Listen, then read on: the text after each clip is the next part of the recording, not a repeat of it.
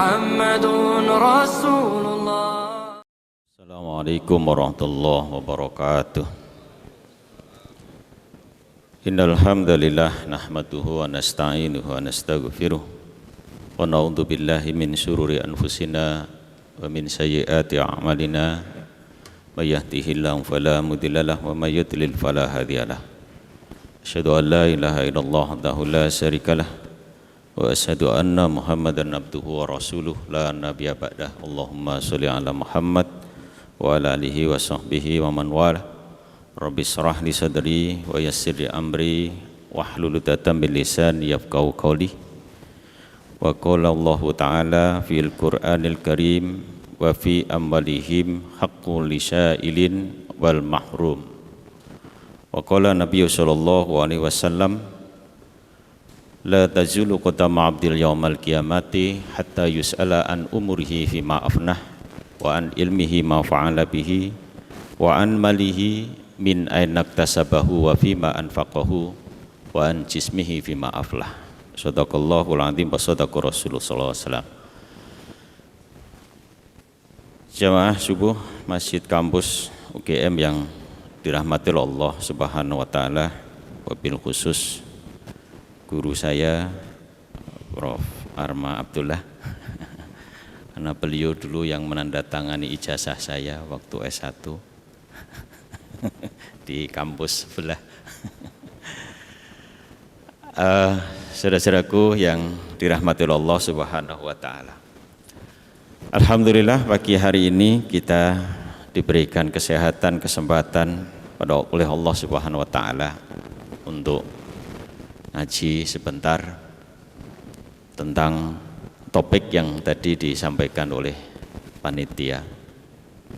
Ini penting dalam hidup kita karena tadi Rasulullah Shallallahu Alaihi Wasallam menyampaikan dalam hadisnya, saya tunjukkan pertanyaan akhirat yang ini boleh dibocorkan oleh para penceramah. Kalau kita membocorkan ujian nasional itu kan dipidana, tapi kalau ujian di akhirat itu harus disampaikan.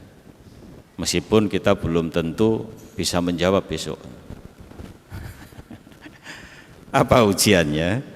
Tadi dari Abu Barzah Al-Aslami berkata bahwa Rasulullah Shallallahu Alaihi Wasallam pernah bersabda, tidak akan melangkah sejengkal kaki anak Adam besok di hari kiamat sebelum ditanya 4 hal.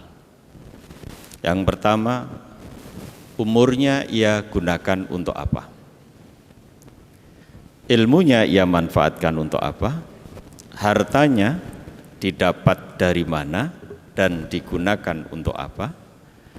Kemudian anggota tubuhnya dia manfaatkan untuk apa? 4 pertanyaan.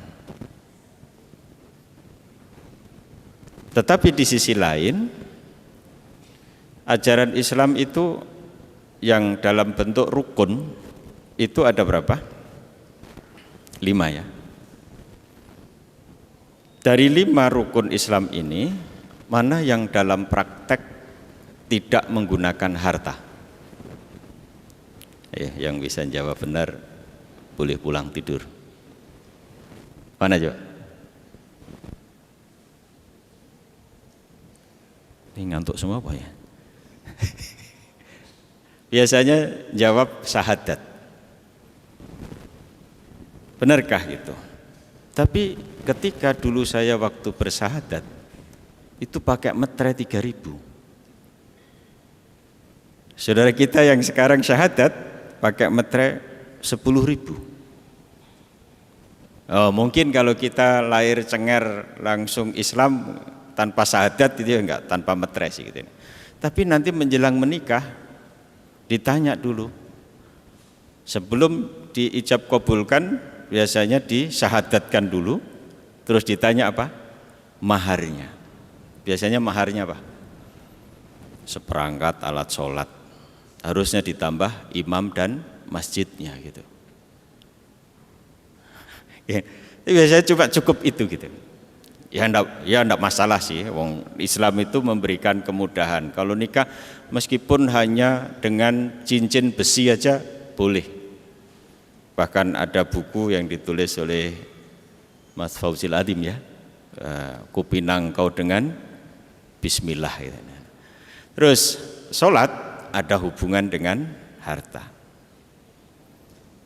Puasa ternyata lebih boros. Ya. Kita mungkin berhitung puasa itu makanya cuma sahur dan berbuka, ternyata berbukanya bisa lebih dari 2 kali. Sirine berbunyi langsung makan, habis maghrib makan, habis isya makan, habis tarawih makan lagi, habis tadarus makan lagi gitu. Ya lebih dari sekedar sahur dan berbuka, bukan yang lebih. Kemudian ini yang akan jadi topik kita adalah zakat itu sangat berhubungan dengan harta.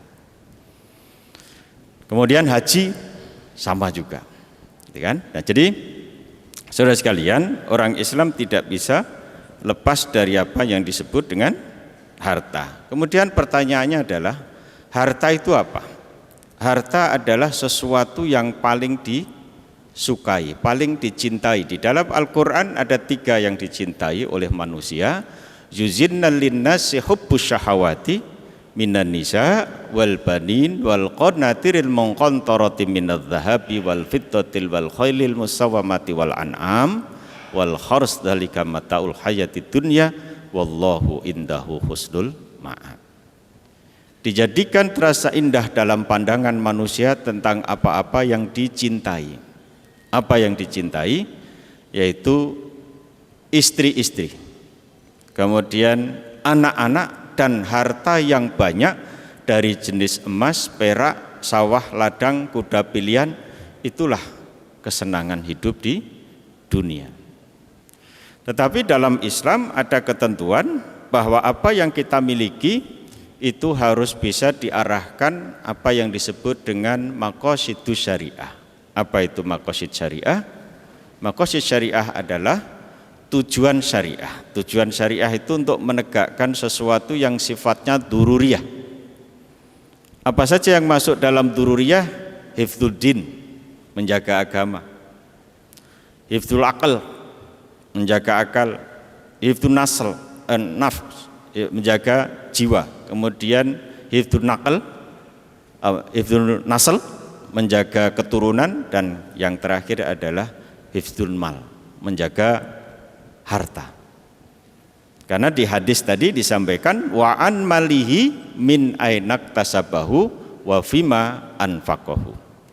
Tentang hartanya didapat dari mana dan digunakan untuk apa. Nah, tata cara bagaimana kita mendapatkan harta, maka dalam fikih itu dikelompokkan menjadi 3. Yang pertama harus kita perhatikan bagaimana harta yang kita dapatkan itu dia halal secara zat atau tidak. Ya, halal li zatihi. Jadi harus halal zatnya, jangan sampai haram. Nah, ini jelas Al-Quran menegaskan di dalam surat Al-Baqarah ayat 173. Yang diharamkan atas kamu adalah bangkai, darah, babi, binatang yang disembelih dengan menyebut nama selain Allah. Kemudian juga ada di dalam surat Al-Maidah adalah khamar, minuman keras, ya, darah. Dan yang dilarang ini biasanya enak, ya, darah itu tidak bikin selilit, ya. Tapi kalau bangkai, ya tentu saja ini enggak enak. Tapi ada 2 bangkai yang dibolehkan, yaitu bangkai ikan dan bangkai belalang. Nah, babi itu enak, ya. Pernah tahu ya? Gak usah saya kasih tahu aja, tapi enak ya. Tapi itu dilarang gitu. Kemudian binatang yang disembelih dengan menyebut nama selain Allah, berarti menduakan Allah gitu kan. Kemudian khamr yang kemarin sempat ramai di daerah kita ini, ya, minuman keras sekarang juga masih terus, meskipun puasa-puasa, meskipun dia tidak terang-terangan gitu, masih Ya, itu masih terjadi gitu. Nah, yang kedua adalah haram bukan karena zatnya. Apa? Ketika satu transaksi itu mengandung unsur ketidakadilan. Kalau dalam bahasa Al-Quran, bahasa ketidakadilan itu diringkas dalam bentuk kebatilan. Apa itu? La ta'kulu amwalakum bainakum bil batil illa antakuna tijaratan antara dibingkum.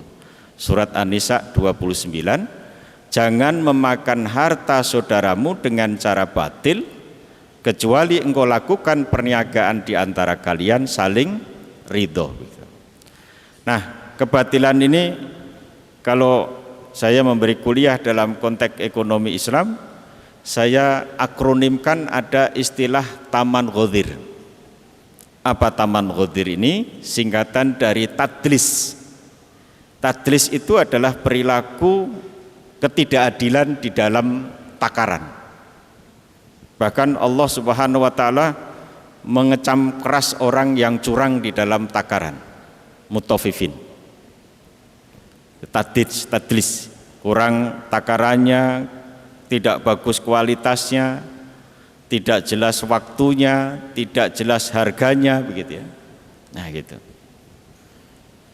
Di negeri kita ini ada penjual yang harganya jelas disampaikan di satu tempat tertentu ya. Jelas itu harganya. Misalnya 1 liter 12.000 sekian. Jelas kan itu? Tapi kita nggak ngerti apa yang ada di dalam kualitas produk itu kan gitu kan. Yang kemarin sempat ramai ini. Gitu kan ya. Nah, kemudian yang kedua adalah maisir. Maisir itu apa? Perjudian. Judi ini juga ketidakadilan dalam ekonomi. Kenapa? Karena dana yang digunakan untuk perjudian itu hanya terfokus kepada satu orang apa yang disebut dengan bandar judi itu. Dan kemudian nanti dia putar, ini entah judi tradisional atau judi modern gitu ya. Ya, kalau judi modern kan seperti kalau kita di Singapura itu ada namanya tempat kasino ya, di Universal itu ada tempat khusus yang bisa masuk di situ kan orang-orang yang memang kaya, karena untuk bisa masuk di situ harus pasok uang sebesar 100 juta. Nah, seperti itu. Ya. Dan ini dalam konteks ekonomi juga akan mengganggu sirkulasi ekonomi secara sehat. Tidak baik gitu.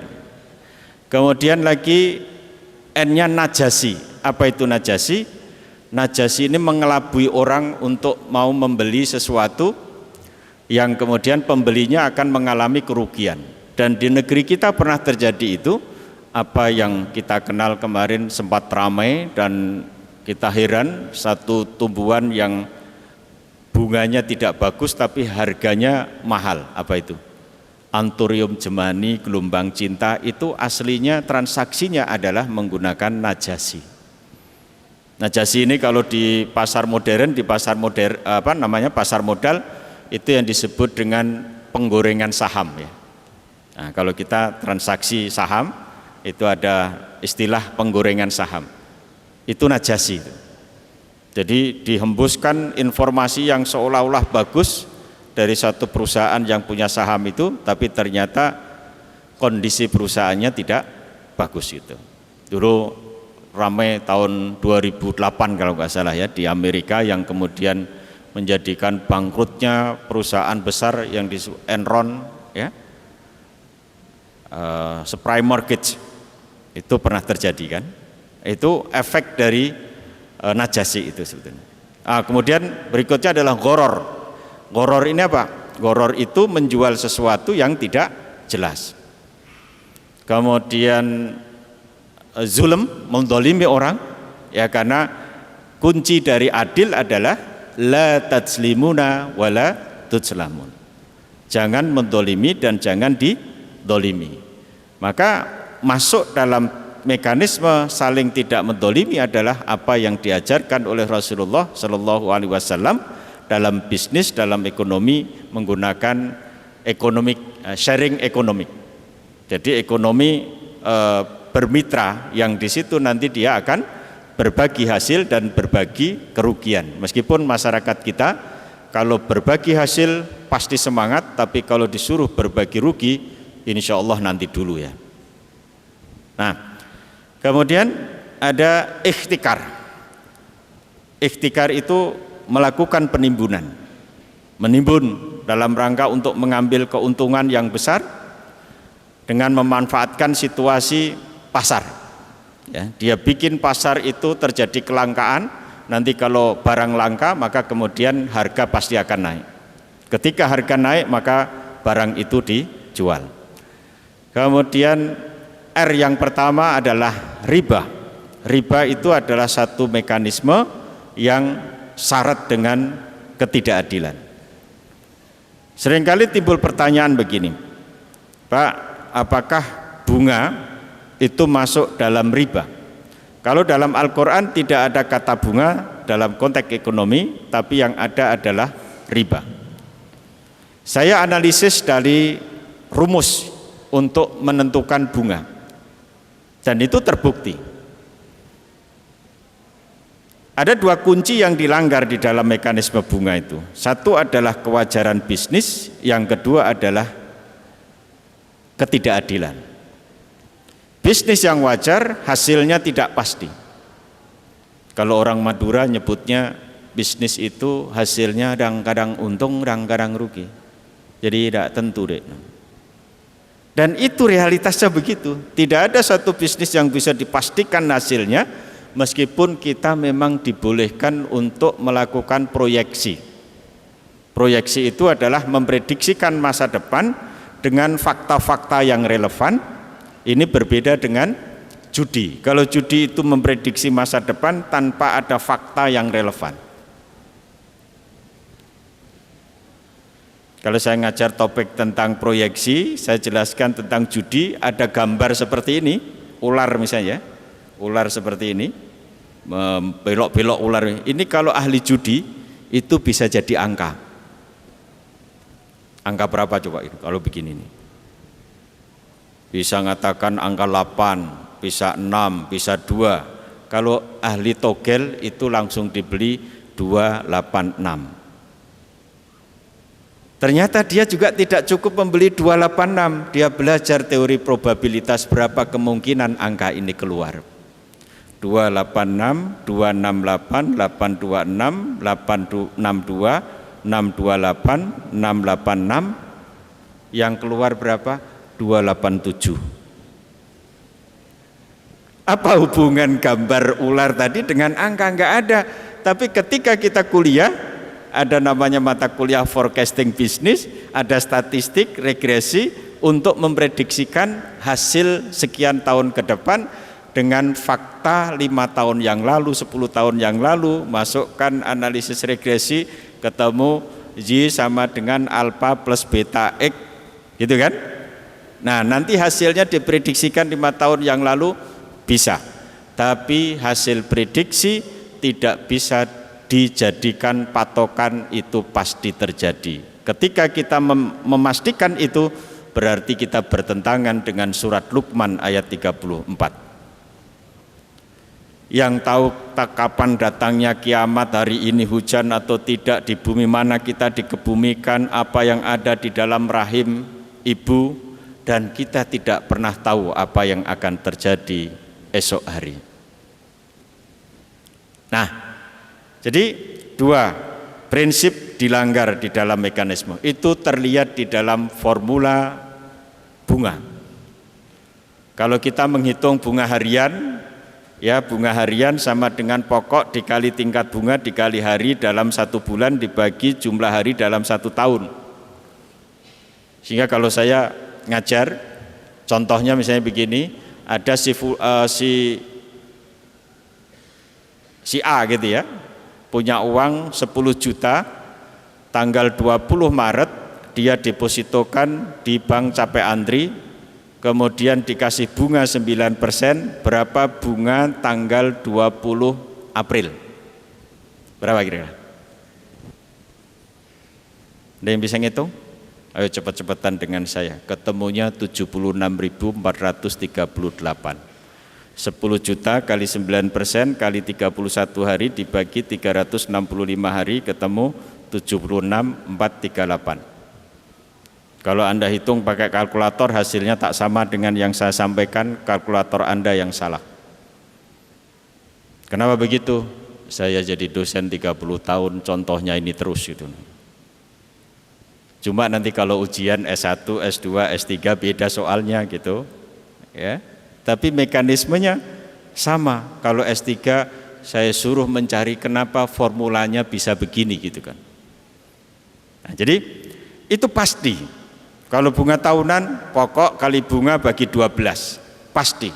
Tidak ada yang bisa memastikan hasil itu. Nah, terus kalian kemudian yang R berikutnya adalah riswah. Apa itu riswah? Menyuap.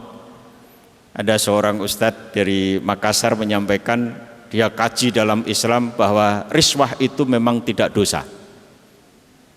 Atau riswah ya, menyuap ya. Menyuap itu tidak dosa. Kenapa begitu? Karena orang menyuap itu langsung masuk neraka gitu. Jadi yang menyuap dan yang disuap finnar. Kenapa begitu? Karena ternyata suap itu adalah dosa yang besar sehingga bisa jadi tidak bisa diampuni gara-gara istighfar. Karena kalau dosa ya itu dengan istighfar insya Allah bisa diampuni, tapi ini tanpa ampun begitu. Hadis yang lain Allah melaknat orang yang melakukan suap dan menyuap gitu. Nah, jadi ini sisi tidak sah akadnya. Kemudian yang ketiga sisinya adalah tidak lengkap akadnya. Akad itu bisa terjadi ketika ada syarat dan rukunnya. Ya, kalau rukun transaksi, ada yang bertransaksi, ada objek yang ditransaksikan, kemudian ada ijab qabul. Nah, dari hadis yang tadi wa an malihi min ainak tasabahu wa fima anfaqahu, kemudian harta didapat dengan cara yang benar, jadi milik, kepemilikan akan dimanfaatkan untuk apa? Al-Quran mengatakan wabtaqi fima atakallahu darul akhirah walatan sanasibaka minad dunya. Gapai kemuliaan negeri akhirat, tapi jangan ditinggalkan kenikmatan dunia. Dan di awal pembukaan saya di sini tadi saya sampaikan di dalam surat Az-Zariyat ayat 19, wa fiya amwalihim hakun lisailin wa mahrum. Pada harta benda mereka ada hak bagi orang miskin yang meminta dan yang tidak meminta-minta. Jadi mahrum itu orang miskin tapi tidak mau meminta-minta karena dia menjaga kehormatan. Tapi ada orang yang kaya sukanya minta-minta. Itu ada. Ya, itu mentalnya yang miskin. Tapi hartanya ada. Nah, seperti itu. Jadi maka ada kewajiban bagi kita ingin menggapai kemuliaan negeri akhirat, tapi jangan ditinggalkan kenikmatan dunia. Kita kejar akhirat tapi jangan lupa dunia, karena ad-dunya mazra'atul akhirah. Dan ketika kita sudah memiliki harta, di dalam harta kita ada hak orang lain. Ketika kita itu tidak memberikan hak kepada orang lain itu, sesungguhnya kita telah berbuat dolim, satu kepada diri kita sendiri, yang kedua dolim kepada orang lain. Kembali kalau topik kita keadilan, adil tadi bahasanya adalah la tajlimuna wala tujlamun. Jangan mendolimi dan didolimi. Sehingga saudara-saudaraku yang dirahmati oleh Allah, kalau bisa kita setiap mendapatkan harta, hendaknya kita sisihkan sebagian kecil. Karena di dalam Islam itu untuk mengeluarkan harta yang kita miliki hanya sebagian kecil saja, yaitu 2,5%. Jika dia terpenuhi nisab dan haulnya, maka itu jadi zakat. Tetapi kalau kita ada niatan kesungguhan kita untuk memberi sesuatu kepada orang lain, namanya infak.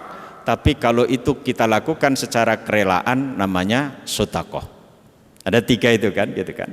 Nah, timbul pertanyaan di kita, kenapa kita harus melakukan itu? Padahal secara matematika bahwa harta yang kita keluarkan untuk zakat sesungguhnya mengurangi harta kita. Betul nggak ya? Kita punya gaji 1 juta, keluarkan 2,5%, maka yang kita bawa pulang tinggal 975 kan? Kan mengurangi gitu kan. Ini yang dulu saya pertama kali mengenal Islam, tahu ajaran ini, heran saya, ini Islam. Harta-harta saya sendiri, saya cari-cari sendiri kok disuruh mengeluarkan 2,5%. Ternyata setelah kita lakukan dan kita kaji terus menerus, ketemulah ada di dalam surat As-Saba ayat 39. Katakanlah, sesungguhnya Tuhanku melapangkan rezeki bagi siapa yang Dia kehendaki di antara hamba-hambanya dan menyempitkan bagi siapa yang Dia kehendaki. Dan barang siapa saja yang dan barang apa saja yang kamu nafkahkan, maka akan menggantinya, dan Dialah pemberi rezeki yang sebaik-baiknya. Sehingga saya dulu juga penasaran, kenapa setiap khotib itu naik mimbar pasti mengingatkan ayat la in syakartum la azidanakum wa la in kafartum inna adzabi lasyadid. Kenapa kita disuruh pandai bersyukur agar ditambah nikmat, kemudian kalau kufur maka siksa Allah amat sangat pedih. Dalam perjalanan waktu saya coba kaji, ternyata syukur itu ada 3 tingkatan. Tingkatan yang pertama hampir semua orang bisa melakukan, yaitu melafadzkan hamdalah. Ini tingkatan paling rendah. Ya, yang kedua melakukan sujud syukur. Ternyata yang paling tinggi adalah mengambil sebagian dari apa yang dia cintai untuk diberikan kepada yang berhak menerima. Sehingga ketika kita bisa mau mengambil sesuatu yang kita cintai dan kemudian diberikan kepada yang berhak menerima, janjinya Allah, man jaa bil hasanati falahu asru amsalihha wa man jaa bisayyiati fala yujza illa mislaha wa hum la yudlamun. Barang siapa berbuat satu kebaikan, maka balasannya adalah 10 kali lipat, dan barang siapa berbuat kejahatan, maka balasan setimpal dari kejahatan yang dia lakukan. Nah, di sini ketemulah kita. Sehingga kenapa kita diperintahkan untuk melakukan distribusi kekayaan sebagai satu wujud keadilan kita dalam konteks harta yang kita miliki, yang kemudian kalau kita ringkas bentuknya adalah kita mengeluarkan entah itu sedekah atau infak ya atau zakat, itu sebagai satu perwujudan. Dan saya yakin saudaraku pernah mendengarkan cerita kesuksesan orang yang tidak pernah lepas dari melakukan perbuatan kebaikan berupa sedekah, infak atau zakat. Ternyata Allah memberikan sesuatu yang wa may yattaqillah yaj'alu makhraja wa yarzuqhu min haitsu la yahtasib. Barang siapa yang bertakwa kepada Allah, maka dia akan diberikan jalan keluar dan diberikan rezeki yang datang tak disangka-sangka. Kejadian seperti ini saya yakin saudaraku pernah mengalami seperti itu, dan itulah kunci bahwa ketika kita membantu saudara kita, membantu perjuangan di jalan Allah, maka Allah pasti akan membantu kita. Nah, maka di bulan Ramadan ini yang biasanya saudara-saudara kita atau kita sendiri mulai sibuk untuk mengeluarkan zakat, tapi biasanya yang dipedulikan zakat fitrah. Zakat mal nampaknya belum begitu populer ya, meskipun dengan adanya lembaga resmi pemerintah namanya Basnas, kemudian ada lembaga swasta yang resmi namanya LAS ya, lembaga amil zakat, kemudian badan amil zakat, ini sedang digerakkan dalam rangka untuk bagaimana melakukan distribusi kekayaan yang dituntunkan oleh ajaran kita, yang harapannya nanti bisa mendongkrak atau mengurangi gap antara miskin dan kaya. Karena saudara sekalian, kemiskinan tidak bisa dihapus, tapi hanya bisa kita kurangi gapnya. Karena kalau nggak miskin namanya, kalau semua orang kaya itu namanya tidak duniawi. Dan adanya orang miskin, maka orang kaya harus bersyukur. Kenapa? Karena adanya orang miskin, orang tertentu disebut kaya. Maka zakat bukanlah sesuatu kewajiban seseorang, sesungguhnya dia memberikan hak orang lain atas harta yang dititipkan oleh Allah kepada kita. Dan harapannya nanti kalau ini zakat bisa terkumpul dengan baik oleh lembaga-lembaga filantropi itu, nanti bisa digunakan untuk menggerakkan ekonomi yang basis bawah. Kalau dalam instrumen keuangan syariah itu bisa ada namanya Qardul Hasan pertama ya. Qardul Hasan itu pemberian pembiayaan untuk kebajikan. Orang yang punya kapasitas untuk usaha tapi kesulitan modal, itu mestinya bisa kita support dengan namanya Qardul Hasan. Nanti kalau dia sudah sedikit membaik, bisa kita kasih namanya qard. Apa itu qard? Qard itu pinjaman, tapi tidak boleh kita meminta tambahan. Ketika yang diberi akan memberikan sesuatu kelebihan, itu boleh. Nah, setelah qard dia bisa eksis, maka kemudian kita ajari dia untuk financing. Apa itu financing? Financing berarti pembiayaan. Pembiayaan itu berarti berbagi risiko dan berbagi return. Nah, kalau sudah ada financing, maka kemudian nanti dia bisa saving. Kalau sudah bisa saving, harus diperhatikan bahwa hidup ada risiko, maka ada share risk. Misalnya ditumbuh kembangkan apa yang disebut dengan asuransi mikro. Ya, jadi ini instrumen di dalam Islam ini sangat lengkap sekali terkait dengan persoalan ekonomi, sehingga distribusi kekayaan melalui zakat adalah salah satu kunci untuk bagaimana membangkitkan kembali distribusi kekayaan di kalangan masyarakat muslim dan kemudian menegakkan masyarakat muslim yang kurang mampu sehingga bisa bersama-sama untuk saling membantu.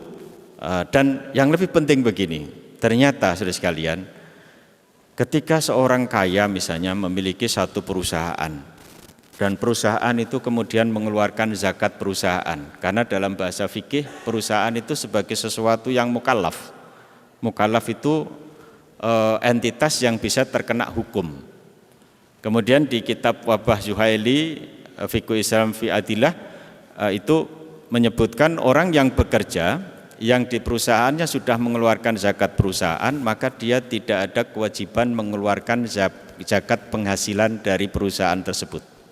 Jadi misalnya saya kerja di perusahaan X, perusahaan ini sudah mengeluarkan zakat, gaji saya tidak ada kewajiban zakatnya karena sudah bersih dari perusahaan. Tapi pendapatan saya kan tidak hanya dari gaji itu, ada pendapatan yang mungkin lain, maka itu nanti harus saya hitung dalam kurun waktu haul, ya, kurun waktu haul, yaitu 1 tahun. 1 tahunnya itu hitungannya pakai tahun hijriah. Jadi kalau misalnya kita mulai kerja itu bulan Muharram, maka kita akan hitung sampai bulan Zulhijjah. Tapi kalau kita ngitungnya dari bulan tahun Masehi, maka tahun Masehi misalnya Januari sampai Desember dikurangi 2 pekan. Dikurangi 14 hari. Karena tahun Masehi itu lebih lambat 2 pekan dibanding dengan tahun Hijriah. Ya, hitungan Komariah dengan Samsiah seperti itu. Nah, tadi kalau perusahaan mengeluarkan zakat, maka zakat itu akan diterima orang miskin. Orang miskin berarti pendapatannya naik. Kalau pendapatan seseorang itu naik, maka dalam bahasa ekonomi mikro hasrat konsumsinya dia naik. Kalau hasrat konsumsinya naik, maka ada tumbuh permintaan. Kalau ada permintaan, maka dia akan membeli produk yang dikeluarkan oleh perusahaan tadi. Artinya ketika perusahaan itu mengeluarkan zakat, maka sesungguhnya dia menciptakan permintaan baru. Sehingga semakin banyak zakatnya, maka semakin banyak permintaan yang akan tumbuh. Sehingga saudara sekalian, ketika kita memiliki usaha, jangan hanya mematok tujuan perusahaan adalah mencari laba. Tapi kalau dalam konteks Islam, tujuan perusahaan adalah seberapa besar zakat perusahaan yang akan dikeluarkan tahun depan. Ini insya Allah ketika kita mengejar akhirat, pasti dunia akan ngikut. Tapi kalau kita ngejar dunia, insya Allah akhiratnya dilupakan. Seringkali saya bilang, kalau kita mau ke Mekah, pasti lewat Jakarta. Ya garis rentang Jakarta lah. Tapi kalau kita ke Jakarta, tak akan pernah sampai ke Mekah. Demikian, terima kasih. Wassalamualaikum warahmatullahi wabarakatuh. لا إله إلا الله محمد رسول الله